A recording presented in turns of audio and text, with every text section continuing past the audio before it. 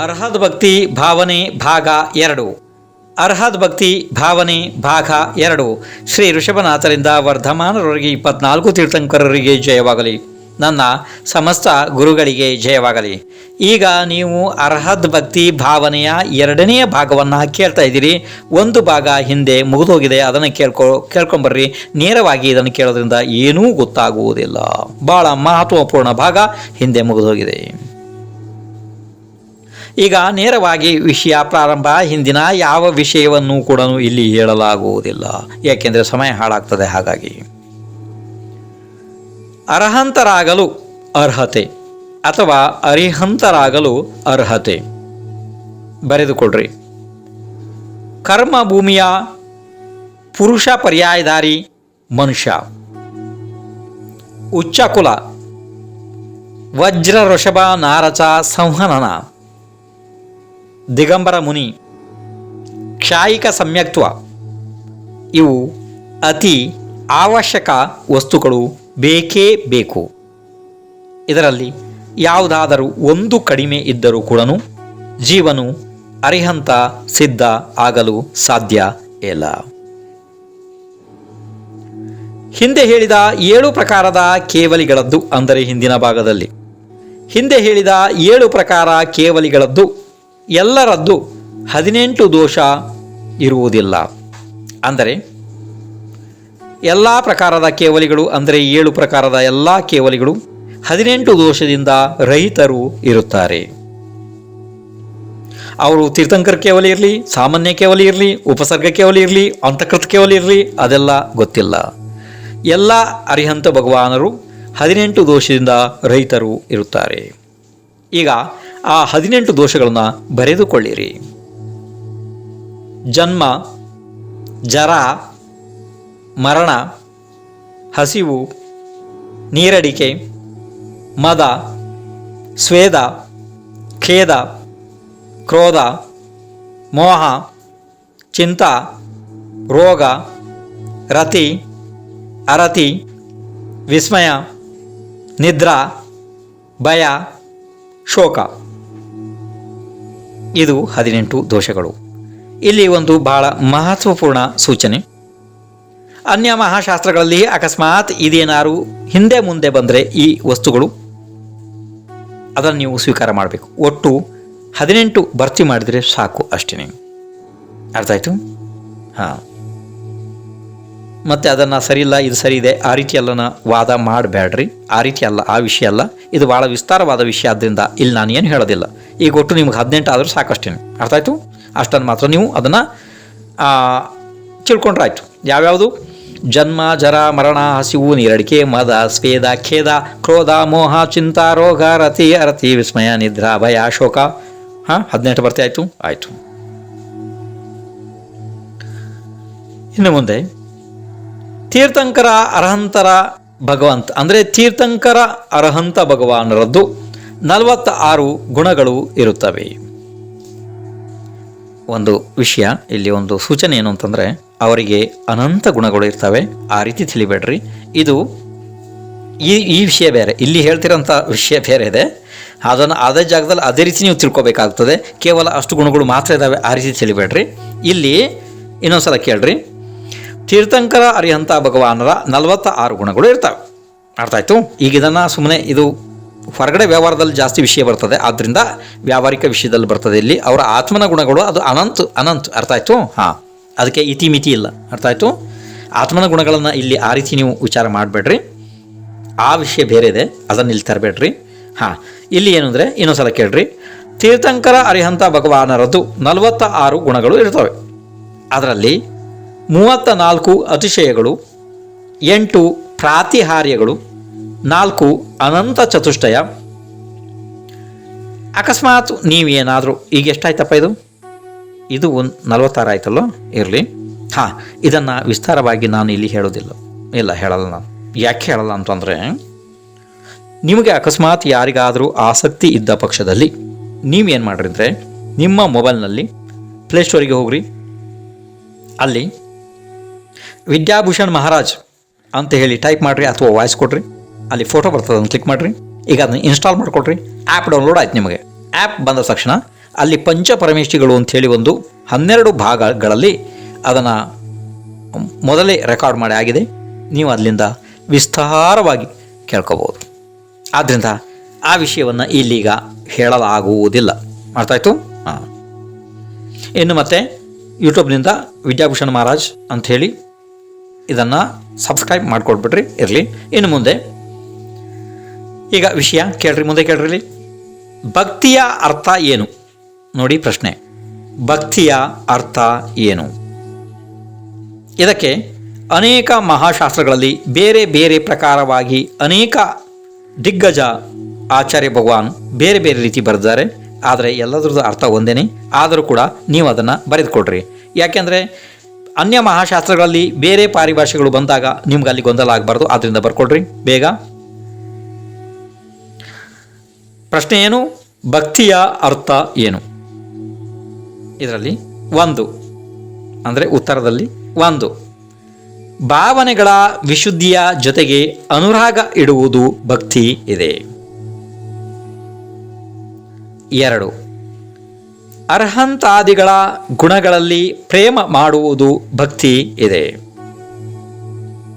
3 ವ್ಯವಹಾರ ನಯದಿಂದ ಸರಾಗ ಸಮ್ಯಕ್ ದೃಷ್ಟಿಗೆ ಪಂಚ ಪರಮೇಷ್ಠಿಗಳ ಆರಾಧನಾ ರೂಪದ ಸಮ್ಯಕ್ ಭಕ್ತಿ ಆಗುತ್ತದೆ. ಆ ಭಕ್ತಿಯು ಮಿಥ್ಯಾತ್ವದ ಅಭಾವದಲ್ಲೇ ಆಗುತ್ತದೆ. ವಿಷಯ 4 ಮನಃ ವಚನ ಕಾಯದ ಉದ್ದಟತನದ ಅಭಾವ ಭಕ್ತಿ ಇದೆ. ವಿಷಯ 5 ನಿಜವಾದ ಭಕ್ತಿಯ ಉದ್ಭವ ಸಮ್ಯಕ್ ದೃಷ್ಟಿಯಲ್ಲಿ ಸಂಭವಿಸುತ್ತದೆ. ವಿಷಯ 6 ದರ್ಶನ ವಿಶುದ್ಧಿಯ ವಿನಃ ಅರ್ಹಂತ ಭಕ್ತಿ ಭಾವನೆ ಜಾಗೃತೆ ಆಗಲಾರದು. ನಿರ್ದೋಷ ಯಥಾರ್ಥ ಸುದೃಢ ಜಿನಭಕ್ತಿ ಜೀವನನ್ನು ಸಂಸಾರ ಸಾಗರದಿಂದ ಪಾರು ಮಾಡುತ್ತದೆ. ಇವು 6 ಬಿಂದುಗಳನ್ನು ಇಲ್ಲಿ ಭಕ್ತಿಯ ಬಗ್ಗೆ ಹೇಳಲಾಯಿತು. ಈ 6 ಬಿಂದುಗಳ ಬಗ್ಗೆ ನೀವು ಇದನ್ನು ಬರೆದುಕೊಂಡು ಚಿಂತನೆ ಮಾಡಿದರೆ ನಿಮಗೆ ಭಕ್ತಿಯ ಪಾರಿಭಾಷೆ ಸರಿಯಾಗಿ ಅರ್ಥ ಆಗುತ್ತದೆ. ಇನ್ನು ಮುಂದಿನ ವಿಷಯ ಕೇಳ್ರಿ. ಮನ ವಚನ ಕಾಯಗಳ ಕುಟಿಲತೆಯಿಂದ ರಹಿತವಾದ ಭಕ್ತಿಯೇ ಶ್ರೇಷ್ಠ ಭಕ್ತಿ ಇದೆ. ವಿಷಯ ಕಷಾಯಗಳಿಂದ ನಮ್ಮನ್ನು ಉಳಿಸುವುದು ಒಂದು, ಅಂದರೆ ವಿಷಯ ಕಷಾಯಗಳಿಂದ ನಮ್ಮನ್ನು ಉಳಿಸುವುದು ಒಂದೇ ಒಂದು ಉಪಾಯ ಇದೆ ಅಂತಂದರೆ ಅದು ಜಿನೇಂದ್ರ ಭಗವಾನರ ಭಕ್ತಿ. ಅದರ ಶರಣು ನಾವು ತೆಗೆದುಕೊಳ್ಳಬೇಕು, ಅದರ ಶರಣಕ್ಕೆ ನಾವು ಹೋಗಬೇಕು, ಅದರ ಆಶ್ರಯವನ್ನು ನಾವು ಪಡೆಯಬೇಕು. ಆವಾಗ ನಾವು ವಿಷಯ ಕಷಾಯಗಳಿಂದ ನಮ್ಮನ್ನು ಉಳಿಸಿಕೊಳ್ಳಬಹುದು. ವೀತರಾಗ ಭಗವಾನರ ಶಾಸನ ಜಿನವಾಣಿ ನಮ್ಮ ರಕ್ಷಕ ಇದೆ.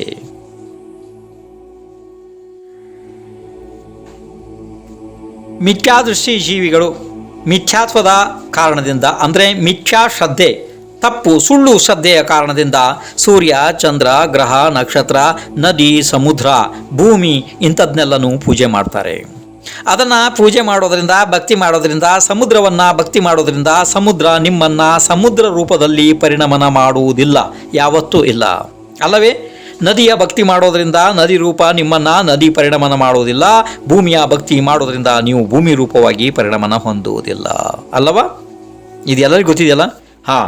ಆದರೆ ನೆನಪಿಟ್ಕೊಳ್ರಿ, ಜಿನೇಂದ್ರ ಭಗವಾನರ ಅಂದರೆ ವೀತರಾಗ ಭಗವಾನರ ಶಾಸನದ ಭಕ್ತಿ ಮತ್ತು ವೀತರಾಗ ಭಗವಾನರನ್ನು ನೀವು ಭಕ್ತಿ ಮಾಡುವುದರಿಂದ ಒಂದಲ್ಲ ಒಂದು ದಿವಸ ನೀವು ವೀತರಾಗ ರೂಪದಲ್ಲಿ ಪರಿಣಮನ ಹೊಂದಬಹುದು.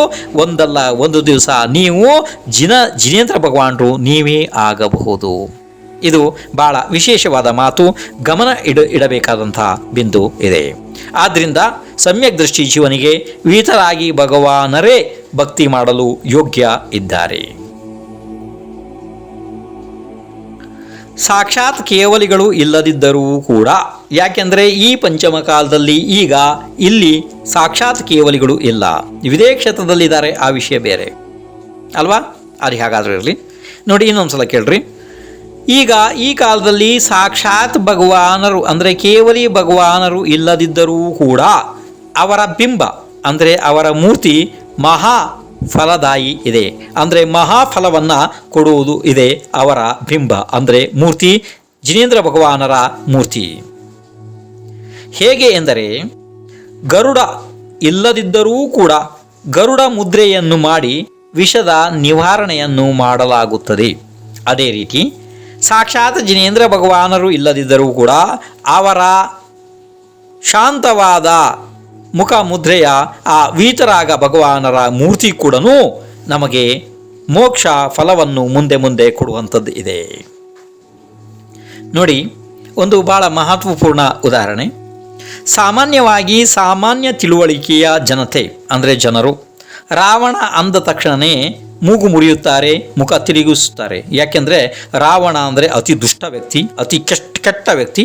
ಈ ಥರ ಎಲ್ಲ ಮನುಷ್ಯರಲ್ಲಿ ಒಂದು ರೀತಿ ಅಜ್ಞಾನ ಭಾವ ಇದೆ. ಆದರೆ ನಿಜವಾದ ವಿಷಯ ಹಾಗೆ ಇಲ್ಲ. ನಿಜವಾದ ವಿಷಯ ಏನು ಅಂತ ಕೇಳಿದ್ರೆ, ನೀವು ಅದನ್ನು ತಿಳಿಬೇಕಿದ್ರೆ ರಾವಣ ಯಾರು, ಅವನ ಯೋಗ್ಯತೆ ಏನು, ಮಹಾಪುರುಷರಲ್ಲಿ ಅವನ ಸ್ಥಾನ ಏನು. ತ್ರಿಕಂಡಾಧಿಪತಿಯಾದಂತಹ ರಾವಣ ತನ್ನ ಬಾಲ್ಯದಿಂದ ಅಂತ್ಯದವರೆಗೆ ಯಾರ ಮುಂದೆ ಕೂಡ ತಲೆ ತಗ್ಗಿಸಿದವನು ಅಲ್ಲ. ಆ ರೀತಿ ಇದನ್ನು ಸಾಧಿಸಿದವನು ರಾವಣ. ಅದು ಭಾಳ ದೊಡ್ಡ ವಿಷಯ ಇದೆ. ಅವನ ಬಗ್ಗೆ ನೀವು ತಿಳಿಬೇಕಿದ್ರೆ ನೀವು ಪದ್ಮಪುರಾಣ ಮಹಾಶಾಸ್ತ್ರವನ್ನು ಅಭ್ಯಾಸ ಮಾಡಬೇಕಾಗ್ತದೆ. ಅವನು ಸಾಮಾನ್ಯನಲ್ಲ. ಇನ್ನು ಸ್ವಲ್ಪ ಭವಗಳಲ್ಲಿ ದಾಸಗಿ ಖಂಡದಲ್ಲಿ ತೀರ್ಥಂಕರರಾಗುವಂತಹ ಮಹಾಪುಣ್ಯಾತ್ಮ. ಹಾಗಾದರೆ ಅದು ಈಗ ವಿಷಯ ಬೇಡ. ಈಗ ಇಲ್ಲಿ ಜಿನಭಕ್ತಿ ಬಗ್ಗೆ ನಡೀತಾ ಇದೆ. ರಾವಣನ ಬಗ್ಗೆ ಭಾಳ ಒಂದು ಮಹತ್ವಪೂರ್ಣ ಬಿಂದುವನ್ನು ಹೇಳ್ತೀನಿ ಕೇಳ್ರಿ. ಇದು ಮಹಾಪುರಾಣ ಅಲ್ಲ, ಮಹಾಶಾಸ್ತ್ರ ಪದ್ಮಪುರಾಣದ ಬಹಳ ಮುಖ್ಯ ವಿಷಯ.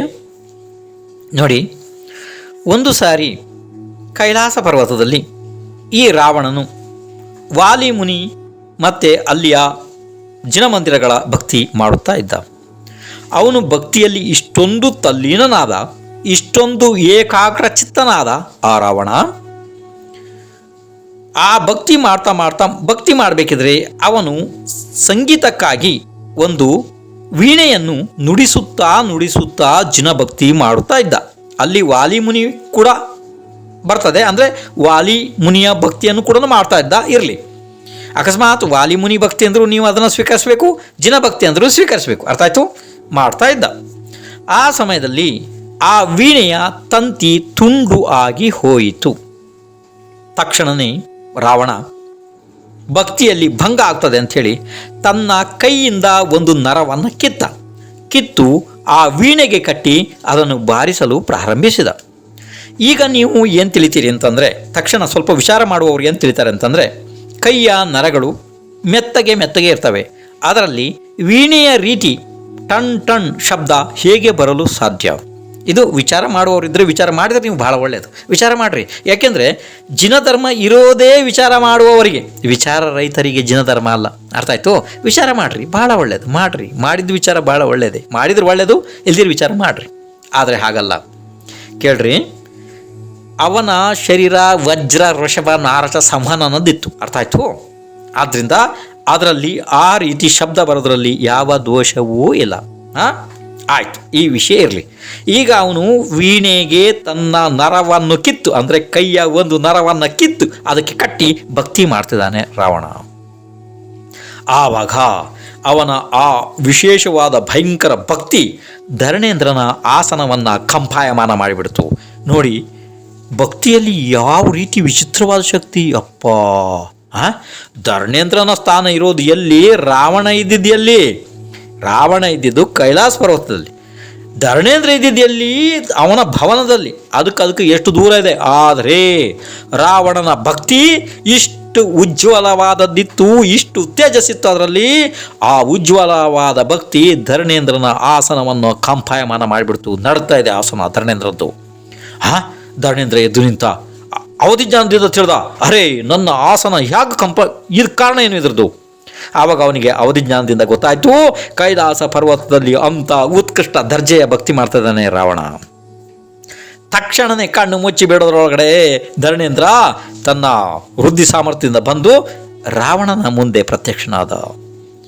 ರಾವಣನಿಗೆ ಕೈ ಮುಗಿದು ಧರಣೇಂದ್ರ ಕೇಳ್ದ, ಹೇ ರಾವಣ, ನಿನ್ನಷ್ಟು ಭಕ್ತಿ ನಾನು ಯಾರದ್ದೂ ನೋಡಿಲ್ಲ ಪ್ರಪಂಚದಲ್ಲಿ. ಹೇಳು, ನಿನ್ನ ಭಕ್ತಿಗೆ ಮೆಚ್ಚಿ ನಾನು ಬಂದಿದ್ದೇನೆ. ನಿನಗೆ ಏನು ವರ ಬೇಕು ಕೇಳು ಅಂತ ಅಂದ. ಯಾರು? ಧರ್ಮೇಂದ್ರ. ಆದರೆ ರಾವಣ ಸಮಾಧಾನದಿಂದ ಏನಂದ ಗೊತ್ತಾ? ರಾವಣ ಅಂದ, ಹೇ ಧರ್ಮೇಂದ್ರ, ಜಿನೇಂದ್ರ ಭಗವಾನರ ಭಕ್ತಿಗಿಂತ ಶ್ರೇಷ್ಠವಾದ ವಸ್ತು ಈ ಮೂರೂ ಲೋಕದಲ್ಲಿ ಯಾವುದೂ ಇಲ್ಲ. ಅಂತಂದ ಮೇಲೆ ನಾನು ಜಿನೇಂದ್ರ ಭಗವಾನರ ಭಕ್ತಿ ಮಾಡಿ ನಿನ್ನಿಂದ ಏನಪ್ಪಾ ಕೇಳಲಿ? ನೀನು ಬಂದಿದ್ದ ಸಂತೋಷ, ನೀನು ನಿನ್ನ ಪಾಡಿಗೆ ಹೊರಟು ಹೋಗು, ನನ್ನನ್ನು ಭಕ್ತಿ ಮಾಡಲು ಬಿಡು ಎಂದು ಹೇಳಿದ ಶ್ರೇಷ್ಠ ಮಹಾಪುರುಷ ರಾವಣ. ಆವಾಗ ಧರ್ಮೇಂದ್ರ ಇಷ್ಟು ಸಂತೋಷ ಆಗಿ ಹೇಳ್ದ, ಹೇ ಮಹಾಪುರುಷ ರಾವಣ, ಹೇ ಮಹಾನ್ ಭಾವ, ನೀನು ಹೇಳ್ತಿರೋದು ಸತ್ಯ ಇದೆ. ಈ ಮೂರು ಲೋಕದಲ್ಲಿ ಜಿನೇಂದ್ರ ಭಗವಾನರ ಭಕ್ತಿಗಿಂತ ಶ್ರೇಷ್ಠವಾದ ವಸ್ತು ಯಾವುದೂ ಕೂಡ ಇಲ್ಲ. ಅಂತ ಅಂದಮೇಲೆ ನಿನ್ನ ಭಕ್ತಿಗೆ ಸರಿಸಮಾನವಾದ ವಸ್ತು ನಾನು ಏನೂ ಕೊಡಲು ಸಾಧ್ಯ ಇಲ್ಲ. ಆ ಭಕ್ತಿ ಮಾಡಲು ನೀನೇ ಯೋಗ್ಯ, ನಿನಗೆ ಯೋಗ್ಯವಾದ ವಸ್ತು ಅದು. ನೀನು ಧನ್ಯ ಅಂತಂದ. ಆದರೂ ಕೂಡ ನಾನು ಬಂದು ಹಾಗೇ ಹೋಗುವುದು ನನಗೆ ಇಷ್ಟ ಎನ್ನಿಸುವುದಿಲ್ಲ. ನಾನು ಏನಾದರೂ ನಿನಗೆ ಕೊಡಲೇಬೇಕೆಂದು ಬಂದಿದ್ದೇನೆ. ಆದ್ದರಿಂದ ದಯವಿಟ್ಟು ನನ್ನ ಒಂದು ಸಣ್ಣ ವಸ್ತುವನ್ನು ನೀನು ಸ್ವೀಕಾರ ಮಾಡು. ನಿನ್ನ ಆಪತ್ತು ಕಾಲಿನಲ್ಲಿ ನಿನಗೆ ಅನುಕೂಲ ಆಗಬಹುದು ಅಂತ ಹೇಳಿ ಒಂದು ವಿದ್ಯೆಯನ್ನು ಕೊಟ್ಟು ಧರ್ಮೇಂದ್ರ ಹೋದ. ಆ ವಿದ್ಯೆಯ ಹೆಸರು ಅಮೋಘ ಶಕ್ತಿ. ಇದು ಬಹಳ ದೊಡ್ಡ ವಿಸ್ತಾರವಾದ ಕತೆ. ನೀವು ಮಹಾಶಾಸ್ತ್ರ ಪದ್ಮಪುರಾಣದಿಂದ ತಿಳಿಯಬೇಕಾಗ್ತದೆ. ಇದು ಇಲ್ಲಿ ಹೇಳುವಂಥ ವಿಷಯ, ಇದು ಕಥಾ ವಿಭಾಗ ಅಲ್ಲ. ಇಲ್ಲಿ ಹೇಳಬೇಕಾದಂಥ ವಿಷಯ ಏನು ಅಂದರೆ, ಜಿನೇಂದ್ರ ಭಗವಾನರ ಭಕ್ತಿಯಲ್ಲಿ ಇರುವಂಥ ಸಾಮರ್ಥ್ಯ. ನಾವು ರಾವಣನ ಹೆಸರು ಕೇಳಿದ ಕೂಡಲೇ ಮೂಗು ಮುರಿತೀವಿ. ಯಾಕೆಂದರೆ ನಮ್ಮ ಜ್ಞಾನ ಸಾಮರ್ಥ್ಯವೇ ಅಷ್ಟು. ನಮಗೆ ಒಳ್ಳೆಯದರ ವಿಷಯ ತಿಳುವಳಿಕೆ ಇಲ್ಲ. ಯಾಕೆಂದರೆ ನಮಗೆ ಮಹಾಶಾಸ್ತ್ರಗಳ ಅಭ್ಯಾಸ ಇಲ್ಲ. ಮನುಷ್ಯರಿಗೆ ಏನು ಹೊರಗಡೆ ಮಾತಾಡ್ತಾರೆ ಅವ್ರ ಮಾತನ್ನು ಕೇಳಿ ನಾವು ಕುಣಿತೀವಿ ಅಷ್ಟೇ. ನಮಗೆ ಹಿಂದೆ ಮುಂದೆ ಏನೂ ಗೊತ್ತಿಲ್ಲ. ಆದ್ದರಿಂದ ನಾವು ಎಷ್ಟೋ ಪಾಪವನ್ನು ಸಂಗ್ರಹ ಮಾಡ್ತೀವಿ. ಮಹಾಪುರುಷರಿಗೆ ಅವರಿಗೆ ಅವಹೇಳನ ಮಾಡಿ ಅವರನ್ನು ನೀಚರೆಂದು ತಿಳಿದು, ಕನಿಷ್ಠರೆಂದು ತಿಳಿದು ಮಹಾಪುರುಷರ ಅವಹೇಳನವನ್ನು ಮಾಡಿ ನಾವು ಅನೇಕ ಮಿಥ್ಯಾ ದರ್ಶನ ಮೋಹನಿಯ ಕರ್ಮದ ಬಂಧವನ್ನು ಮಾಡಿಕೊಳ್ಳುತ್ತೇವೆ ಅಲ್ಲವೇ? ನಮಗೆ ಮಹಾಪುರುಷರ ಪರಿಚಯವೇ ಇಲ್ಲ. ಯಾಕೆಂದರೆ ನಮಗೆ ಮಹಾಶಾಸ್ತ್ರಗಳ ಅಭ್ಯಾಸನೇ ಇಲ್ಲಲ್ಲ. ಹಾಗಾಗಿ ಇನ್ನು ಮುಂದೆ ಜಿನಾಭಿಷೇಕ ಅಂದರೆ ಜಿನೇಂದ್ರ ಭಗವಾನರ ಮೂರ್ತಿಯ ಅಭಿಷೇಕ. ಒಂದು ವಿಷಯ ನೆನ್ಪಿಟ್ಕೊಳ್ರಿ, ಯಾವಾಗಲೂ ಅರಿಹಂತ ಭಗವಾನರ ಮತ್ತು ಸಿದ್ಧ ಭಗವಾನರ ಅಭಿಷೇಕ ಆಗುವುದಿಲ್ಲ, ನೆನ್ಪಿಟ್ಕೊಳ್ರಿ. ಆದರೆ ಅವರ ಮೂರ್ತಿಗಳ ಅಭಿಷೇಕ ಆಗುತ್ತದೆ. ಅದನ್ನು ಕೂಡ ಜಿನಾಭಿಷೇಕನೇ ಎನ್ನಲಾಗುತ್ತದೆ ಅಲ್ವಾ? ಜಿನಾಭಿಷೇಕ, ಅಷ್ಟದ್ರವ್ಯಾರ್ಚನೆ, ಭಕ್ತಿ, ಈ ಪುಣ್ಯದ ಬಗ್ಗೆ ವರ್ಣಿಸುವಂತಹ 36 ಪ್ರಕಾರದ ಶ್ರಾವಕಾಚಾರಗಳು ಈಗ ಈ ವರ್ತಮಾನ ಕಾಲದಲ್ಲಿ ಉಪಲಬ್ಧ ಇದ್ದಾವೆ. ಅವುಗಳಲ್ಲಿ ಭಕ್ತಿಯ ಫಲಗಳನ್ನು ಅನೇಕ ರೀತಿಯಿಂದ ಬೇರೆ ಬೇರೆ ಬೇರೆ ರೀತಿಯಲ್ಲಿ ವರ್ಣಿಸಲಾಗಿದೆ. ಯಾಕೆಂತಂದರೆ ಶ್ರಾವಕಾಚಾರಗಳೇ 36 ಪ್ರಕಾರದವು ಇದ್ದಾವೆ ಅಂತ ಅಂದಮೇಲೆ ಈಗ ವರ್ತಮಾನದಲ್ಲಿ ಎಷ್ಟು ರೀತಿಯಿಂದ ಅದನ್ನು ವರ್ಣನೆ ಮಾಡಿರಬೇಕು ಹೇಳ್ರಿ ಅಲ್ವಾ? ಇನ್ನು ಮುಂದೆ ಜಿನೇಂದ್ರ ದೇವರಂತೂ ಅಂದರೆ ಅರಿಹಂತ ಭಗವಾನ್ ಆಯು ಪೂರ್ತಿ ಆಗುವವರೆಗೆ ಇಲ್ಲಿ ಇರುತ್ತಾರೆ ಅಲ್ವಾ? ಅವರು ಒಂದೇ ಭವದಲ್ಲಿ ಜೀವಗಳ ಕಲ್ಯಾಣ ಮಾಡುತ್ತಾರೆ. ಆದರೆ ಜಿನಬಿಂಬ ಹಾಗಲ್ಲ, ಅವರ ಮೂರ್ತಿ ಹಾಗೆ ಅಲ್ಲ. ಆ ಮೂರ್ತಿ ಕೋಟಿ ಕೋಟಿ ಭವಗಳಲ್ಲಿ ಫಲ ಕೊಡ್ತಾನೆ ಇರ್ತದೆ, ಜೀವಗಳಿಗೆ ಫಲ ಕೊಡ್ತಾನೆ ಇರ್ತದೆ. ಎಷ್ಟು ವಿಶೇಷವಾದ ಮಾತು ನೋಡ್ರಿ, ಎಷ್ಟು ವಿಶೇಷವಾದ ಬಿಂದು ನೋಡ್ರಿ. ಇದನ್ನು ನೀವು ಚಿಂತನೆ ಮಾಡಲೇಬೇಕು. ಯಾಕೆಂತಂದರೆ ನಮ್ಮ ಭಗವಾನ್ ಋಷಭನಾಥ್ ಒಂದು ಉದಾಹರಣೆ. ನಮ್ಮ ಭಗವಾನ್ ಋಷಭನಾಥ್ ಕೇವಲಿಯಾಗಿ ಅಂದರೆ ಅರಂತಾಗಿ ಎಷ್ಟು ವರ್ಷ ಇದ್ರಪ್ಪ? ಎಷ್ಟು ವರ್ಷ ಇದ್ರು? 1,000 ವರ್ಷ ಕಡಿಮೆ, ಒಂದು ಪೂರ್ವಕೋಟಿ ಅಲ್ಲ, ಪೂರ್ವಕೋಟಿ ಅಲ್ಲ, 1,00,000 ಪೂರ್ವ. ಅಂದರೆ ಇನ್ನೊಂದ್ಸಲ ಕೇಳ್ರಿ, ನಮ್ಮ ಋಷಭನಾಥ್ ಅರ್ಯಂತಾಗಿ ಎಷ್ಟು ದಿವಸ ಇದ್ರಪ್ಪ? ಅಂದರೆ 1,000 ವರ್ಷ ಕಡಿಮೆ, 1,00,000 ಪೂರ್ವ. ಕರೆಕ್ಟ್, ಹೌದೌದು, 1,00,000 ಪೂರ್ವ ಇದ್ರಲ್ವಾ? ಆದರೆ ಅವರ ಮೂರ್ತಿ ಅಬ್ಬಬ್ಬಾ ಈಗಲೂ ಫಲ ಕೊಡ್ತಾ ಇದೆ. ಋಷಭನಾಥ್ ಭಗವಾನರ ಮೂರ್ತಿ ಈಗಲೂ ಇದ್ದಾವೆ, ಈಗಲೂ ನಮಗೆ ಫಲ ಕೊಡ್ತಾ ಇದ್ದಾವೆ, ಈಗಲೂ ನಾವು ನಮಸ್ಕಾರ ಮಾಡ್ತಿದ್ದೀವಿ, ನಮ್ಮ ಲಾಭ ಪಡಿತಾ ಇದ್ದೀವಿ ಅಲ್ವಾ? ಋಷಭನಾಥ್ ಆದದ್ದು ಯಾವಾಗ? 42,000 ವರ್ಷ ಕಮ್ಮಿ, 1,00,00,000 ಸಾಗರ ವರ್ಷಗಳ ಹಿಂದೆ ಚತುರ್ಥ ಕಾಲದಲ್ಲಿ ಆದವರು. ಬಾಬಾ ಈಗಲೂ ಫಲ ಕೊಡ್ತಾ ಇದೆ. ಅಂದರೆ ಇನ್ನು ಈಗ ಟೈಮ್ ಆಗ್ತಾಯಿದೆ, ನಾಳೆ ಬರ್ರಿ. ವಿದ್ಯಾಭೂಷಣ್ ಮಹಾರಾಜರ ಆ್ಯಪ್ ಅನ್ನು ಡೌನ್ಲೋಡ್ ಮಾಡಿಕೊಳ್ಳಲು ಪ್ಲೇಸ್ಟೋರ್ ಅನ್ನು ಓಪನ್ ಮಾಡಿ ಹಾಗೂ ಟೈಪ್ ಮಾಡಿ ವಿದ್ಯಾಭೂಷಣ್ ಮಹಾರಾಜರ ಫೋಟೋ ಕಾಣಿಸುತ್ತೆ, ಅದರ ಮೇಲೆ ಕ್ಲಿಕ್ ಮಾಡಿಕೊಳ್ಳಿ ಹಾಗೂ ಆ್ಯಪ್ ಅನ್ನು ಇನ್ಸ್ಟಾಲ್ ಮಾಡಿಕೊಳ್ಳಿ ಹಾಗೂ ನಿಮಗೆ ಬೇಕಾದ ಶಾಸ್ತ್ರದ ಸ್ವಾಧ್ಯಾಯವನ್ನು ಆಡಿಯೋ ಮೂಲಕ ಕೇಳಿ ತಿಳಿದುಕೊಳ್ಳಿ. ಯೂಟ್ಯೂಬ್ ಚಾನಲ್ ಅನ್ನು ಸಬ್ಸ್ಕ್ರೈಬ್ ಮಾಡಿ, ಲೈಕ್ ಮತ್ತು ಶೇರ್ ಮಾಡಿ.